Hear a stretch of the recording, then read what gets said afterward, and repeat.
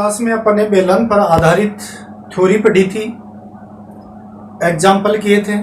अब अपन next example की चर्चा करेंगे। इससे पहले मैं आपको एक बात बताना चाहूँगा, अगर कोई स्टूडेंट ऑनलाइन क्लास को एक तरह से टाइम पास मान रहा है तो उसकी सबसे बड़ी भूल होगी, क्योंकि वर्तमान समय को देखते हुए ऑनलाइन क्लासें इतना महत्व हैं कि ऑफलाइन क्लास से भी ज़्यादा वर्तमान समय में महत्व रखती हैं। जब आपकी जुलाई में स्कूलें खुलेंगी, ऑफलाइन क्लास होगी, तब इनका आपको दोबारा नहीं पढ़ाया जाएगा, इनका होमवर्क चेक किया जाएगा और सिर्फ ये जो यूनिटें हैं वो रिवीजन में ही वापस आएंगी। तो उस टाइम आपको भारी नुकसान होगा और जो अभिभावक और स्टूडेंट जागरूक हैं वो बहुत आगे निकल जाएंगे।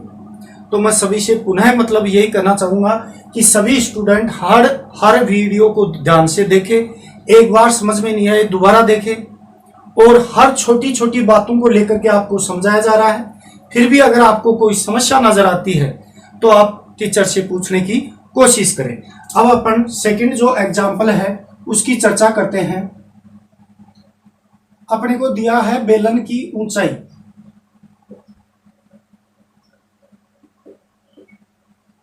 बेलन की ऊंचाई h अपने को दी गई है 11 सेमी और बेलन का वक्र पृष्ठीय क्षेत्रफल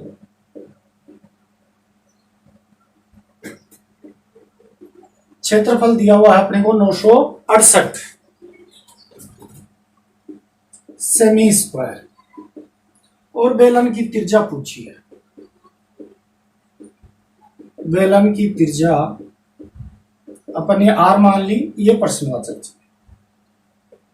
अब सबसे पहले आपको यह पता होना चाहिए कि ठोस आकृति किस प्रकार की है। तो इसमें डायरेक्ट लिखा हुआ है कि बेलन है, तो बेलन की जो क्वेश्चन है उनको हल करने के लिए अपने को r और h की आवश्यकता होती है, आपको बताया था पिछली क्लास में। अब अपन देखते हैं कि क्वेश्चन में r कहाँ है, h कहाँ है, कौन सा नहीं दिया गया है। तो देखो इसमें अपने को r तो पूछा है, तो ये तो दिया नहीं है r, तो h अपने को दी हुई है 11 सेमी। अभी इस r की जगह अपने को क्या दे दिया, एक समीकरण दे दिया। इस समीकरण की सहायता से r का मान निकालेंगे, ये इनका प्रोसीजर होता है। तो देखो बेलन का जो वक्र पृष्ठीय क्षेत्रफल है, तो माना कि बेलन की त्रिज्या r सेमी है। अब ये जो हिंदी कथन लिखा हुआ है बेलन का वक्र पृष्ठीय क्षेत्रफल, इसको गणितीय लैंग्वेज में लेंगे, गणितीय सूत्र में लिखेंगे। तो बेलन का वक्र पृष्ठ है, तो बेलन का वक्र पृष्ठ हम जानते हैं 2 पाई r और h, 2 पाई r h बराबर 968। अब अपने को r का मान निकालना है, तो r को एक तरफ और बाकी संख्याओं को दूसरे पक्ष में लेके जाएंगे, इन संख्याओं को इधर, तो r को रख लिया। अब ये सभी संख्याएं गुणा में है, तो गुणा की संख्या किस में जाती है, भाग में, तो 968 बटे 2 पाई h। अब देखो r बराबर 968 बटे 2 गुणा 22 बटे 7 और h का मान कितना है 11 दिया हुआ अपने को। अब इनको काटेंगे, तो काटने पर देखो r बराबर 7 कहां चले जाएंगे ऊपर, 968 गुणा 7 और बटे 2 गुणा 22 गुणा 11।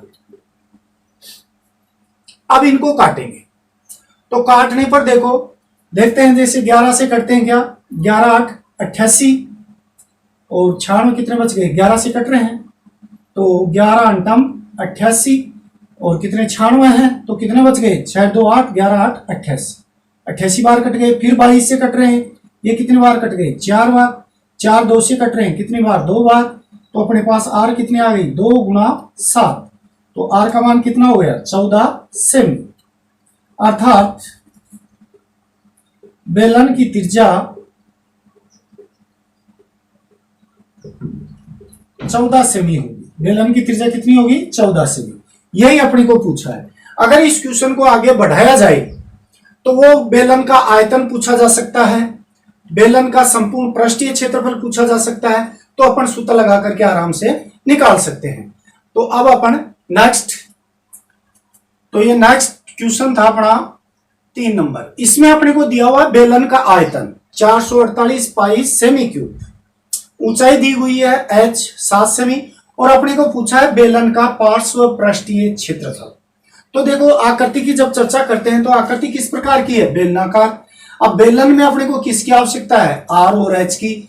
अब इसमें देखो अपने को h दिया हुआ है, r नहीं दी हुई। अब सबसे पहला काम अपना क्या रहेगा, r का मान पता करना, तो सिंगल मान पता करना है, तो अपने को सिंगल समीकरण की आवश्यकता होगी। तो देखो ये तो क्या करना है अपने को, ये ऊंचाई h बराबर 7 सेमी, कोई समीकरण नहीं बनता। समीकरण किससे बन रहा है, बेलन के आयतन से। तो जो समीकरण बन रहा है बेलन का आयतन, उसकी सहायता से अपन r का मान निकालेंगे। तो देखो प्रश्नानुसार माना कि बेलन की त्रिज्या 8 सेमी, ऊंचाई h दी हुई है 7 सेमी है। ये जो हिंदी कथन है इसको हम गणितीय कथन में लेंगे तो हम जानते हैं बेलन का आयतन।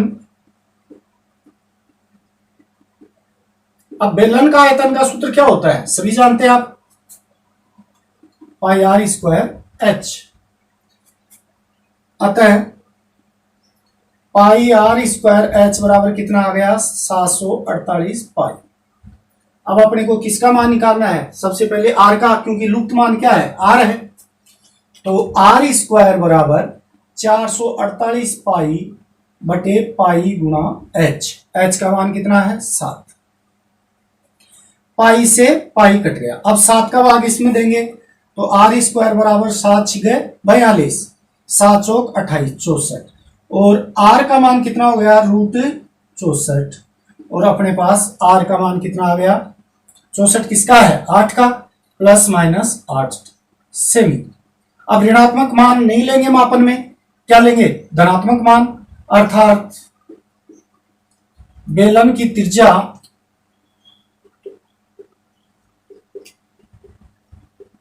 r बराबर 8 से। अब अपने पास r का मान भी आ गया और अपने पास h का मान भी आ गया। जो पूछा गया है वो आराम से अपन बता सकते हैं गणना के द्वारा। तो क्या करना है अपने को, क्या करना है, बेलन का पार्श्व पृष्ठीय क्षेत्र। अब पार्श्व पृष्ठीय क्षेत्रफल का मतलब होता है वक्र पृष्ठ। अब बेलन का वक्र पृष्ठ का सूत्र क्या होता है, 2 पाई आर एच। अब इसमें मान रखेंगे 2 गुणा 22/7। आर का मान कितना आया अपने पास, 8, और एच का मान कितना है, 7। 7 से 7 कट गए, यह आ गए आपके 22 दूनी 44 गुणा 8, और इनको गुणा किया 8 चौक 32, 3 32 और 3 35, 352 सेमी स्क्वायर। ये क्या प्राप्त हो गया अपने को, इसका अपने को पार्श्व पृष्ठीय क्षेत्रफल अपने को प्राप्त हो गया। अगर इस क्वेश्चन को और बढ़ाया जाए तो पूछ सकता था कि बेलन का संपूर्ण पृष्ठीय क्षेत्रफल बताओ, तो इस प्रकार से, और इसको छोटा करना चाहे तो बेलन की त्रिज्या भी पूछ सकता था, यहां तक भी हो सकता था। तो क्वेश्चन को आप हर तरीके से देखो कि वो क्वेश्चन किस प्रकार से एग्जाम में पूछा जा सकता है, कैसे उसका रूप बदला जा सकता है। तो मेन बात इसमें यही है कि पहले आकृति को पहचानो। आकृति बेलन की है। अब बेलन में किन चीजों की आवश्यकता है, त्रिज्या और ऊंचाई की अपने को आवश्यकता है। अब त्रिज्या और ऊंचाई जब अपने पास आ चुकी है तो अपन जो भी अपने को पूछा गया वो आराम से निकाल सकते हैं। अब अपन नेक्स्ट एग्जाम्पल 4 की चर्चा करते हैं। इसमें अपने को दिया गया है एक खोखला बेलन। ध्यान से देखना, इसमें कौन सा बेलन दिया गया है, खोखला बेलन। खोखले बेलन की ऊंचाई अपने को 21 डेसीमीटर दी गई है, बाह्य व्यास 10 सेमी, आंतरिक व्यास 6 सेमी। इसकी पहचान हो जाएगी कि इसमें आपको 2 त्रिज्याएं दी जाएंगी, एक को अपन R1 मानेंगे, एक को R2 मानेंगे, और एक ऊंचाई। 3 चीजें आपको दी जाएंगी इसमें, त्रिज्या और ऊंचाई। 2 त्रिज्याएं होंगी, बड़ी त्रिज्या R1, छोटी त्रिज्या R2 अपन मान सकते हैं। वैसे आप कुछ भी मान सकते हो, लेकिन जनरली R1 बड़ी त्रिज्या, R2 छोटी त्रिज्या। तो खोखला बेलन है, तो प्रश्नानुसार माना खोखले बेलन की बाह्य त्रिज्या R1 सेमी तथा आंतरिक त्रिज्या R2 सेमी, अर्थात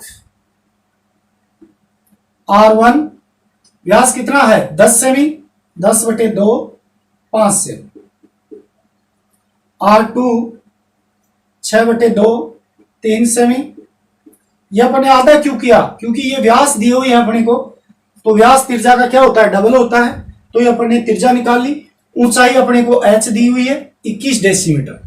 अब ये देखो यहां समझने वाली बात है, ये दोनों इकाई त्रिज्याएं किसमें है सेंटीमीटर में, और जो बेलन की ऊंचाई है वो डेसीमीटर में दी हुई है। तो अपन डेसीमीटर को किसमें बदलेंगे सेमी में, तो 1 डेसीमीटर बराबर 10 सेमी होता है। तो 210 में 21 डेसीमीटर में कितना हो गया 21 गुना 10, तो कितना आ गया 210 सेमी ऊंचाई हो गई। ये अपने पास ऊंचाई कितनी आ गई 210 सेमी।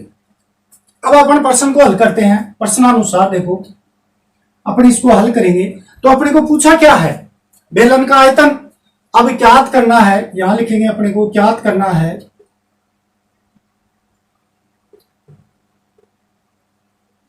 खोखले बेलन का आयतन। अब खोखला बेलन है, जल्दबाजी में यहां गलत होने की संभावना बन जाती है, ध्यान से समझना। जल्दबाजी में क्योंकि ज्यादातर अपने को ठोस बेलन के ही क्वेश्चन अपनी बुक में है, तो वो एक आदत सी बन जाती है। अपन खोखले बेलन की जगह एक ठोस बेलन का आयतन का सूत्र लिख देते हैं कि पाई r स्क्वायर h होता है, जबकि ये क्या दिया गया है खोखला बेलन है। तो ध्यान से देखना है कि बेलन खोखला है या ठोस है। तो खोखले बेलन, जब तक आपको यह नहीं कहा जाए कि ये खोखला है तब तक उसको ठोस ही मानेंगे, इस बात का ध्यान रखना। तो खोखले बेलन का आयतन का सूत्र मैंने बताया था आपको, पाई कोष्टक R1 का स्क्वायर माइनस R2 का स्क्वायर गुणा में h, या h यहां भी लिख सकते हैं। अब इसमें मान रखेंगे, पाई का मान 22/7 आ गया, R1 कितनी है 5 का स्क्वायर हो गया, R2 कितनी है 3 का स्क्वायर हो गया, और गुणा में h कितनी है 210। अब देखो 22/7 या आ गए 25 माइनस 3 तिया 9 गुणा 210। 22/7, 25 में से 9 गए, कितने बच गए 16 गुणा 210। 7 से ये 30 बार। अब अपने पास आया 22 गुणा 16 गुणा 30। अब इनको गुणा करेंगे, सबसे पहले 22 को 16 से गुणा करते हैं, 16 दूनी 32, 3 32 और 3 35, 352। 352 को 30 से गुणा करेंगे, 0 3 दूनी 6, 5 3 15, 3 और 1 10, 10,560 सेमी क्यूब। आयतन में क्यूब लगता है। तो इस प्रकार के जो क्वेश्चन है वो खोखले बेलन का आयतन ऐसे निकालते हैं अपन। खोखले बेलन का पृष्ठीय क्षेत्रफल भी आगे पूछा जा सकता है आपसे, तो अपन उसका पृष्ठीय क्षेत्रफल का सूत्र लगा लेंगे। संपूर्ण का पूछे तो संपूर्ण का सूत्र लगा करके अपने हल कर देंगे। सिर्फ ध्यान इसमें देखना है कि क्वेश्चन में बेलन किस टाइप का है, ठोस बेलन है या खोखला बेलन है। अब अपन नेक्स्ट क्वेश्चन नंबर 5 की चर्चा करते हैं। अपने को दिया हुआ है इसमें बेलन में त्रिज्या और ऊंचाई का अनुपात अपने को दिया गया है। ऐसे क्वेश्चन इंपॉर्टेंट क्वेश्चन होते हैं। तो बेलन में त्रिज्या और ऊंचाई का अनुपात 1:3 दिया गया है। बेलन का आयतन 3234 सेमी क्यूब दिया गया है और बेलन का संपूर्ण पृष्ठीय क्षेत्रफल दिया गया है। तो अपने को पता है कि यह आकृति किस प्रकार की है, बेलनाकार है। अब बेलन में अपने को R और H की आवश्यकता होती है। अब इसमें R और H का अनुपात दिया गया है, दोनों का अनुपात दिया गया है, तो अपने को ज्ञात करने की आवश्यकता नहीं है। तो अब R और H का जो अनुपात दिया गया है, इस अनुपात को अपन R और H में बदलेंगे तो एक अज्ञात पद से अपने को इसको गुणा करना पड़ेगा। तो अपन देखते हैं प्रश्नानुसार, माना कि बेलन की त्रिज्या 8 सेमी तथा ऊंचाई h सेमी है। अतः अब देखो, अतः त्रिज्या तो क्या हो गई, त्रिज्या r, 1 से गुणा करेंगे, 1 गुणा r तो कितनी हो गई, 8 सेमी, और ऊंचाई h, एक अज्ञात पद से अपन r से ही गुणा कर रहे हैं, तो 1 गुणा r, ये 3 गुणा r, 3r सेमी। आप चाहो तो यहां x से भी गुणा कर सकते हो, x से भी क्या कर सकते हैं, गुणा कर सकते हैं। तो x से अगर आप गुणा करोगे तो यहां तो क्या आ जाएगा, x सेमी आ जाएगा, और यहां क्या आ जाएगा, 3x सेमी आ जाएगा, ये अपने पास आ जाएंगे। तो मैं x से बता दूं, चलो x से बता देता हूं। तो x से अगर अपन बताएं तो इसकी जगह क्या आ जाएगा, अगर अपन x मान करके इसको हल करें तो त्रिज्या क्या हो जाएगी, r x सेमी हो जाएगी, ऊंचाई h कितनी हो जाएगी, 3x हो जाएगी। ये अपने पास मान आ गए, ये अपन ने माने हैं। आप इस प्रकार से भी कर सकते हो, आप इस प्रकार से भी कर सकते हो। तो मैं इस प्रकार से आपको बता रहा हूं x मान करके, क्योंकि ये r मान करके तो बुक में दिया हुआ है, अब मैं x मान करके इसको हल करता हूं। तो देखो, अब अपने को दिया हुआ बेलन का आयतन, जो कि एक हिंदी कथन है, इसको गणितीय कथन में चेंज करें तो हम जानते हैं बेलन का आयतन पाई आर स्क्वायर एच होता है। तो बेलन का आयतन पाई आर स्क्वायर एच होता है, अर्थात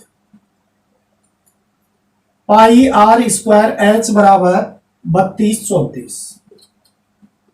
अब मान रखेंगे, जो जिसका मान दिया गया है, पाई की जगह पाई है, आर का मान अपने पास कितना है, एक्स सेमी है, तो एक्स का स्क्वायर हो गया, एच का मान कितना अपने का 3x है, तो ये 3x हो गया, और ये कितना आ गई 3234। अब अपने को x का मान निकालना है, तो ये क्या हो गया, ये पाई का मान उधर चला जाएगा, तो ये तो हो गए 3x क्यूब, और ये आ गए 3234 बटे पाई। अब 3x क्यूब, ये 3 का भी भाग दे देंगे यहाँ, तो क्या बन जाएगा, x क्यूब बराबर 3234 बटे 3 गुणा 22, और 7 कहां चले जाएंगे ऊपर। अब देखो, 11 से अगर अपन काटें तो 11 दूनी 22।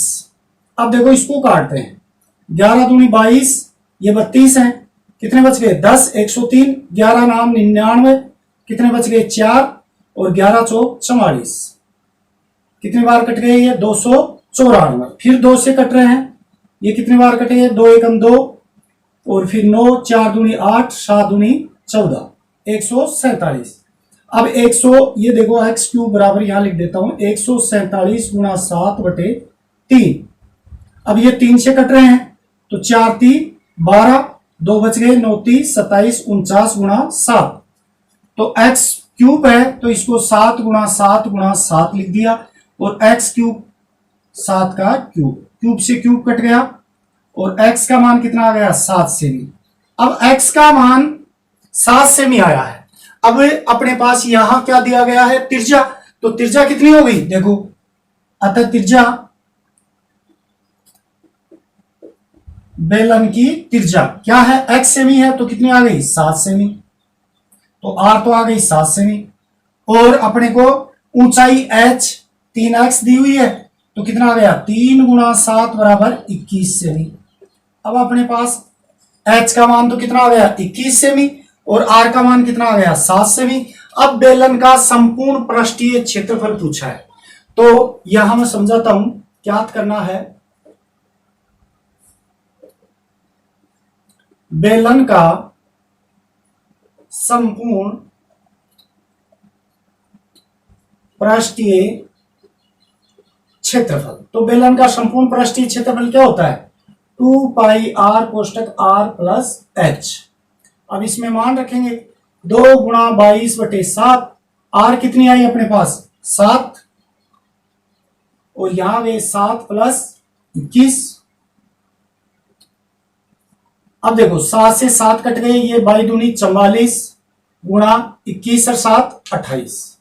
अब इनको गुणा करेंगे तो 44 को 28 से गुणा कर लो, तो देखो 44 गुणा 28, 8 चौक 32, 3 32 और 3 35, 4 दूनी 8, 4 दूनी 8, 2 8 5 13, 8 3 11 और 1 12, 1232 सेमी स्क्वायर, क्योंकि क्षेत्रफल है तो स्क्वायर आ गया। इस प्रकार ये क्वेश्चन करते हैं। तो यहां मैंने दोनों बातें बता दी हैं। अगर आप आर मानते हो तो इस प्रकार से हो जाएगा, और यहां आर का सीधा सट मान आ जाएगा 7 सेमी, और आपको ये करने की आवश्यकता नहीं होगी। अगर आप इसको मान करके करते हो, इस चीज को मान करके करते हो, एक एक्स को मान करके करते हो, तो आपको एक्स का मान आएगा, और एक्स को फिर वापस अपने आर बी और एच में बदलेंगे तो ये अपने पास मान आ जाएंगे, और इनको हल करके अपन ये निकाल देंगे। अब अपन नेक्स्ट, अब क्वेश्चन 6 की अपन चर्चा करते हैं। इंपॉर्टेंट क्वेश्चन है ये,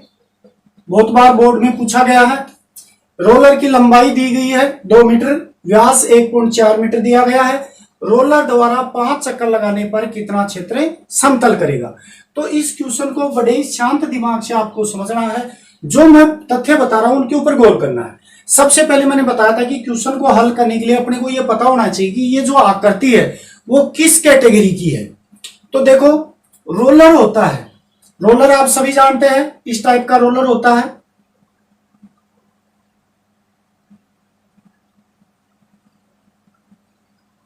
इस प्रकार से ये रोलर की आकृति होती है, ये घूमता है ऐसे, इस प्रकार से घूमता है। तो रोलर आकृति किस प्रकार की है? बेलनाकार। अब बेलनाकार है तो बेलन से संबंधित जो भी सूत्र हैं वो इसमें काम में आएंगे। अब बेलनाकार के क्वेश्चन को हल करने के लिए अपने को आर और एच की आवश्यकता है।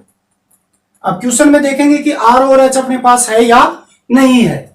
देखो, रोलर की लंबाई, क्योंकि जब बेलन समतल पे पड़ा रहता है तो उसकी लंबाई होती है, और जब उसको खड़ा कर दिया जाता है तो उसकी ऊंचाई होती है।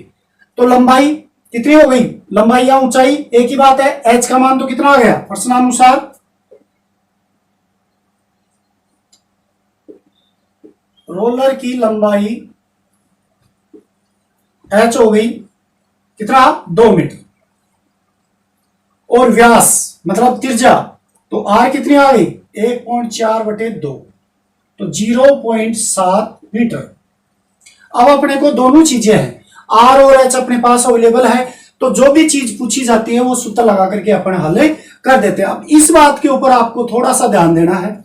आपको जब वर्त के क्वेश्चन बताए थे, क्योंकि ये जो बेलन होता है वो वर्ताकार और ऊंचाई या लंबाई लिए हुए होता है, तो जो रोलर होता है उसका 5 चक्कर लगाने पर कितना क्षेत्र समतल करेगा। अतः अपने को ये देखना है कि रोलर को 1 चक्कर लगाने में कितना क्षेत्र तय होता है। तो मैंने आपको वो साइकिल के पहिए की बात बताई थी कि साइकिल का 1 चक्कर बराबर परिधि, तो इसमें भी रोलर का 1 चक्कर मतलब रोलर की परिधि। अब रोलर क्या होता है? वर्ताकार होता है, तो परिधि तो होगी 2πr, और ऊंचाई लिए हुए है, लंबाई लिए हुए है, तो h मतलब उसका वक्र पृष्ठ हो गया वो। यानी कि अपन क्या लिखेंगे? रोलर द्वारा 1 चक्कर में तय दूरी 2πr/h, क्योंकि 2πr मतलब उसकी परिधि, h मतलब कितना लंबा है वो, तो 1 चक्कर में दूरी कितनी हो जाएगी? 2πr/h। तो 2 गुणा 22/7, r का मान कितना है? 0.7, h का मान कितना दिया हुआ है? 2 मीटर। अब देखो, दशमलव उठाया अपने, 2 गुणा 22/7 गुणा 7/10 गुणा 2/1, 7 से 7 कट गए। अब कोई संख्या नहीं कट रही है, गुणा कर लेंगे। 22 दूनी 44 गुणा 2/10, 44 दूनी 88/10, तो 1 चक्कर में तय दूरी कितनी आ गई? 8.8 मीटर, ये एक चक्कर में तय दूरी आई है। रोलर द्वारा एक चक्कर में तय दूरी कितनी आ गई? 8.8 मीटर। अब अपने को कितने चक्रों की पूछी है? 5 चक्रों की। तो अपन लिखेंगे ज्ञात करना है रोलर द्वारा 5 चक्रों में तय दूरी। 5 गुणा एक चक्कर की दूरी 8.8 गुणा करेंगे 8 पंजो 40, 4 8 पंजो 40, 4 44, एक के बाद में 10 मतलब, तो कितना आ गया? 44 मीटर। क्षेत्र वो क्या करेगा? समतल करेगा। कितना करेगा? 44 मीटर। अब चूंकि ये क्या पूछा है इसमें, यहां ध्यान देने वाली बात है कि कितना क्षेत्र समतल करेगा, मतलब उसका क्षेत्रफल पूछा वक्र पृष्ठ का। तो वक्र पृष्ठ यहां भी क्या आ जाएगा? 8.8 मीटर स्क्वायर, और यहां भी क्या आ जाएगा? Meter square. तो ये इस प्रकार से अपन ने बेलन से संबंधित जितने भी बुक में एग्जाम्पल थे उन सभी एग्जाम्पलों को हल कर लिया है। आपको इनको एक बार तो वीडियो को बिल्कुल शांत स्वभाव से, आराम से, बिना आवाज माहौल में रहते हुए आप आराम से वीडियो को देखना है।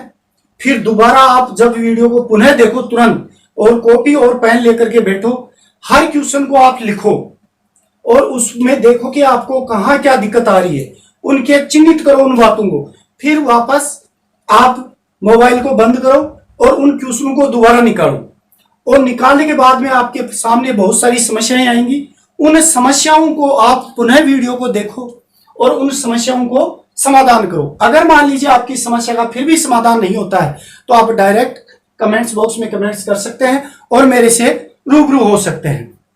अगर आप में थोड़ा जोश रहेगा, जोश के साथ आप पढ़ोगे तो आपको इसका फायदा मिलेगा।